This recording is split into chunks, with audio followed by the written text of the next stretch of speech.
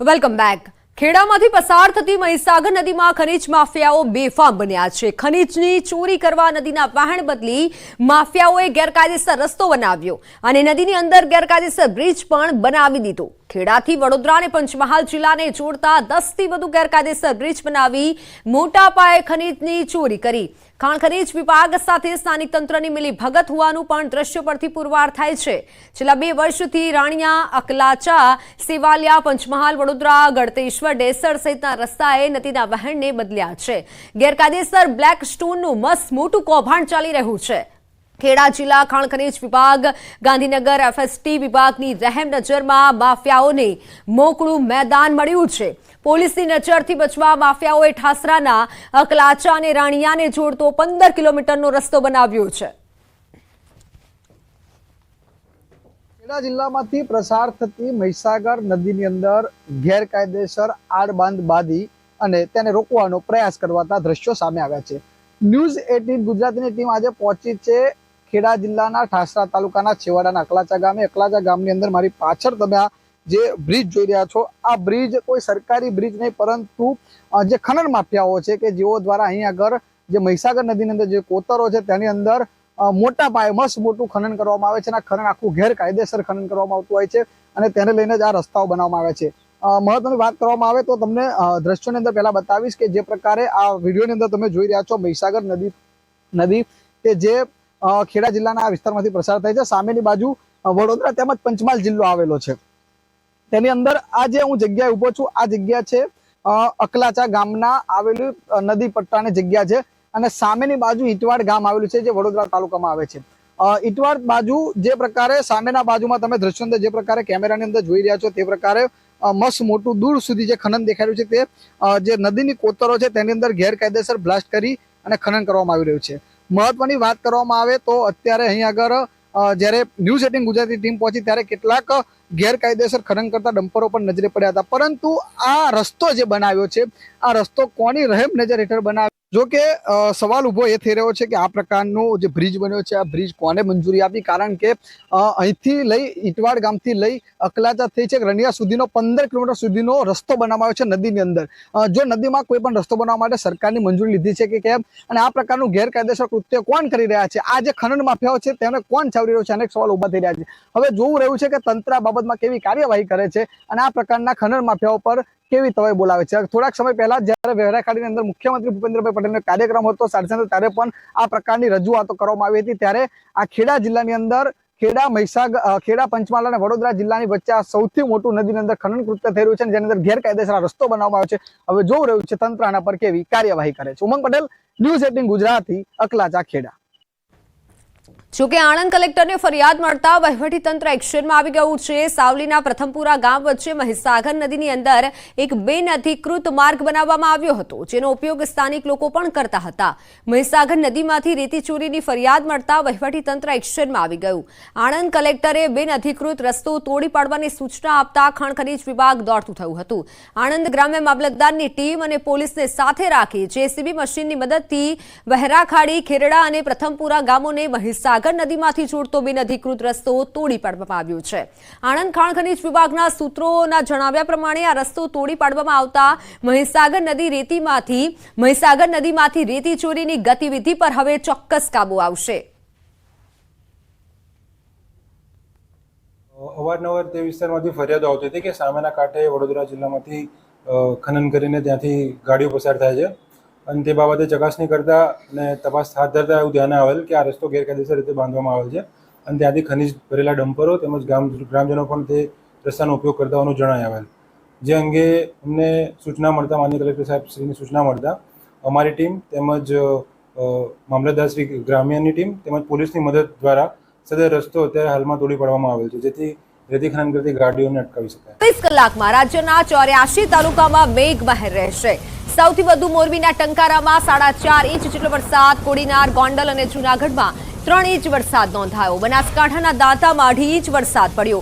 Jetpur, Sutrapada, કાલાવડમાં 2 inch વરસાદ પડ્યો। 10 જેટલા તાલુકામાં 1 ઇંચ વરસાદ નોંધાયો છે તો વેરાવળ, વાંકાનેર, ઈડરમાં 1 ઇંચ જેટલો વરસાદ નોંધાયો છે।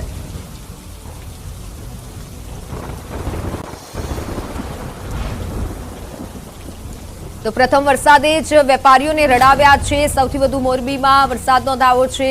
દ્રશ્ય સામે આવી રહ્યા છે કે જ્યાં નીચાણવાળા વિસ્તારોમાં માત્ર થોડાક જ વરસાદમાં પાણી ભરાયા હતા। બનાસકાંઠાના દાંતામાં 2.5 ઇંચ જેટલો વરસાદ નોંધાયો છે।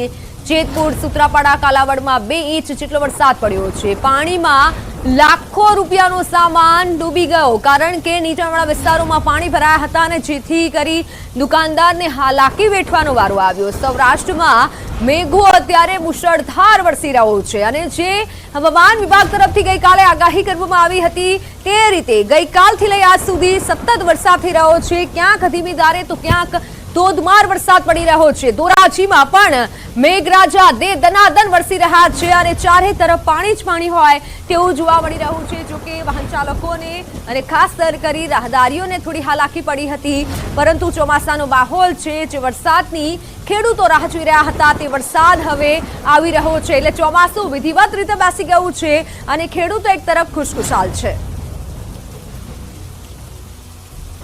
ટંકારામાં 4.5 ઇંચ જેટલો વરસાદ નોંધાયો છે તો જેતપુર, સુત્રાપાડા, કાલાવડમાં પણ 2 ઇંચ જેટલો વરસાદ નોંધાયો છે। વેરાવળમાં પણ વરસાદ પડ્યો છે। વાંકાનેર, ઈડરમાં 1 ઇંચ જેટલો વરસાદ નોંધાયો છે। 24 કલાકમાં રાજ્યના 84 તાલુકાઓમાં વરસાદ નોંધાયો છે। સૌથી વધુ મોરબીના ટંકારામાં 4 ઇંચ જેટલો વરસાદ નોંધાયો છે।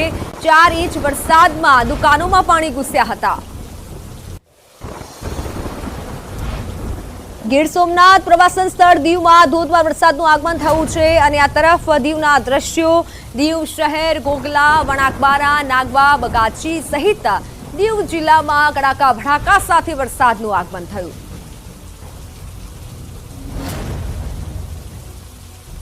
ઓનલાઈન પર સંવાદદાતા દિનેશ જોડાઈ ચૂક્યા છે। દિનેશ, અત્યારે દીવમાં કેવો વરસાદ છે, કેટલો વરસાદ નોંધાયો? જી બિલકુલ, ચોમાસાનું વિધિવત રીતે આગમન થઈ ચૂક્યું છે અને તેના ભાગરૂપે જ કહી શકાય કે પ્રવાસન સ્થળ દીવ છે કે દીવના તમામ વિસ્તારોની અંદર વહેલી સવારથી જ ધોધમાર વરસાદ છે તે વરસી રહ્યો છે અને તેમને કારણે ક્યાંક ને ક્યાંક જે લોકો ગરમીથી અકળાઈ રહ્યા હતા તેમાં રાહત થઈ છે। તો કે એક પ્રકારે કહી શકાય કે હજુ સુધી વરસાદનું જે આગમન થવું જોઈએ તે પ્રકારનું આગમન છે તે દીવની અંદર થયું નથી, પરંતુ એક પ્રકારે લોકો છે તેમને ગરમીથી રાહત મળી છે। જી બિલકુલ દિનેશ, આભાર માહિતી બદલ। ગીર સોમનાથમાં આજે પણ ગાજવીજ સાથે વરસાદ વરસ્યો છે। સતત બીજા દિવસે કોડીનારના ગ્રામ્ય વિસ્તારોમાં ગાજવીજ સાથે વરસાદે ધુઆંધાર બેટિંગ કરી। વેલણ, કાજ, ચીખલી, કઠોદરા સહિત ઉના, કોડીનારના ગામોમાં વરસાદ વરસ્યો। દીવ નજીકના દરિયાકાંઠાના ગામોમાં પણ મેઘરાજાએ એન્ટ્રી કરી છે।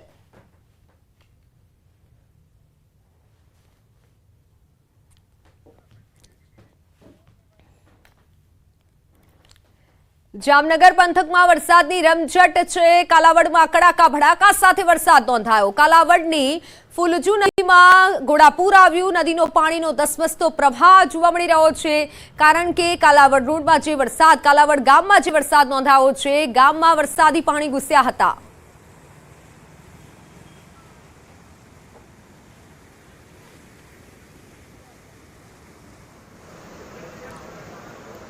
જામનગરના દ્રશ્યો છે। સમગ્ર ગામ બેટમાં ફેરવાયું હોય તેવું જોવા મળી રહ્યું છે। જોકે લોકોના ઘરોમાં પણ પાણી ભરાયા હતા અને વાહન ચાલકોને મુશ્કેલી પડી હતી। ગામમાં વરસાદી પાણી ઘૂસ્યા હતા।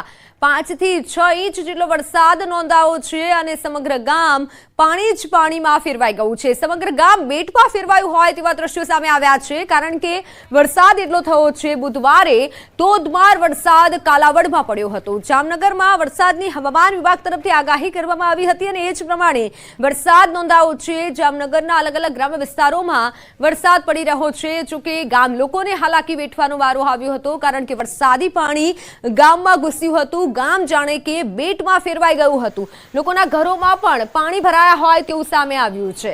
તો જામનગરના કાલાવડના 76માં પૂર આવ્યું।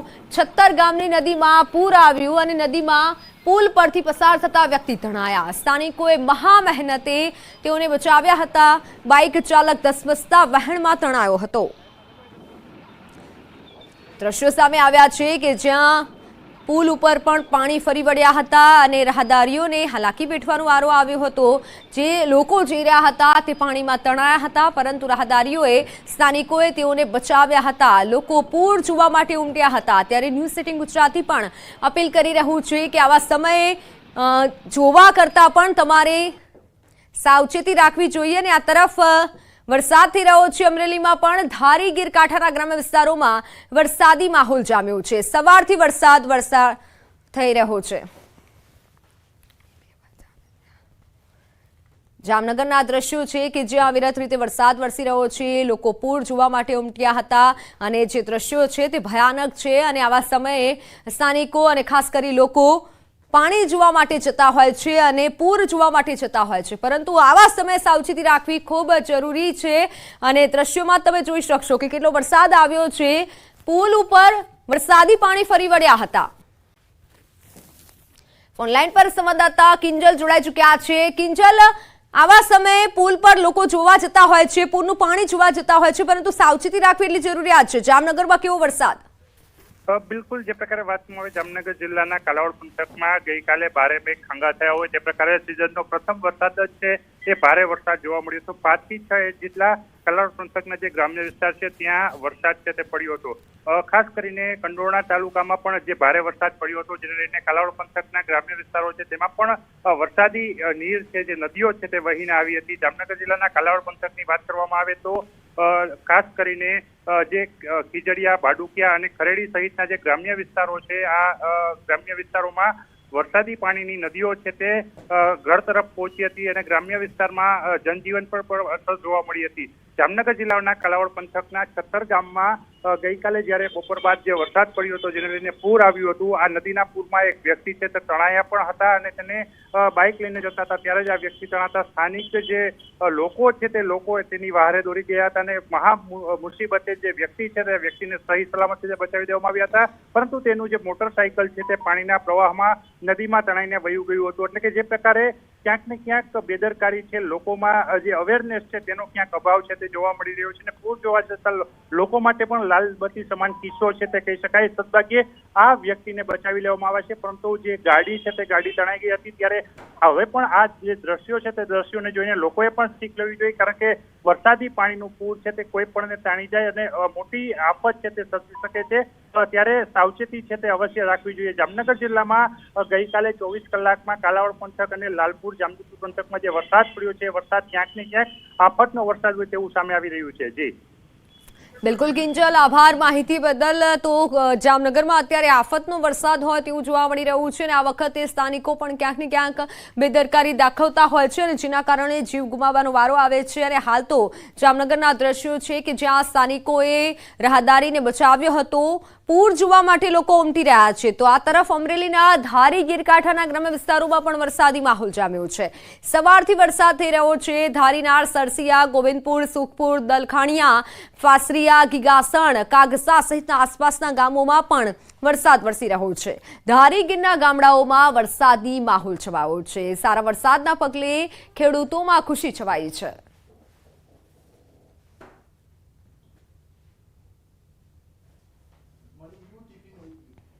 રાજકોટના ઉપલેટામાં મેઘરાજાની ધમાકેદાર બેટિંગ. ભારે વરસાદના કારણે સ્થાનિક નદીમાં પૂર આવ્યું. ચિત્રાવડ ઘેરસરા વચ્ચેની પસાર થતી નદીમાં પૂર આવ્યું. નદી બંને કાંઠે વહેતી થતા ચિત્રાવડ ખીરસરા વચ્ચેનો પુલ તૂટ્યો. આસપાસના 20 જેટલા ગામના લોકોને મુશ્કેલી પડી.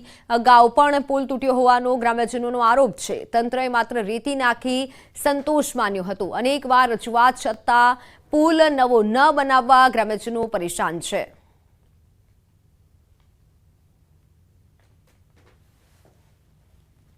રાજકોટ જિલ્લાની વાત કરીએ, રાજકોટ જિલ્લાના જે ચિત્રાવડ અને ખીરસરા વચ્ચે જે પુલ આવેલ છે, જે ઉપરવાસમાં જે રીતે વરસાદ થયો તેને લઈને 5 ઇંચ જેવો વરસાદ થયો તેને લઈને પુલ છે તે ધોવાઈ ગયો. તો આપણે સીધા દ્રશ્યો બતાવીશ કે પુલના 2 ભાગ થઈ ગયા છે. અગાઉ બી જે ફરિયાદ ગ્રામ્ય લોકોની ફરિયાદો હતી કે પુલ છે તે માટીનો ઉપયોગ કરવામાં આવ્યો હતો, માટીને લઈને તે પુલ ધરાશાય થયો હતો. પાછું પુલ છે તે પુલ ધરાશાય થઈ ગયું છે અને 20 થી 25 ગામોને સંપર્ક કરતો વિહોણો થઈ ગયો છે. અત્યારે લોકોને ફરીને જવું પડે. આ મેઇન રસ્તો છે રાજકોટ અને જામજોધપુર જવા માટેનો. આ રસ્તો મેઇન હતો. અત્યારે તે પુલ છે તે પુલ ધરાશાય થઈ ગયો. તેને લઈને ગ્રામ્ય લોકોના અંદરમાં મુશ્કેલીનો સામનો કરવો પડે. આપણી સાથે અહીંના લોકો છે ગ્રામ્ય, તેની જોડે વાત કરવાનો પ્રયત્ન કરશો.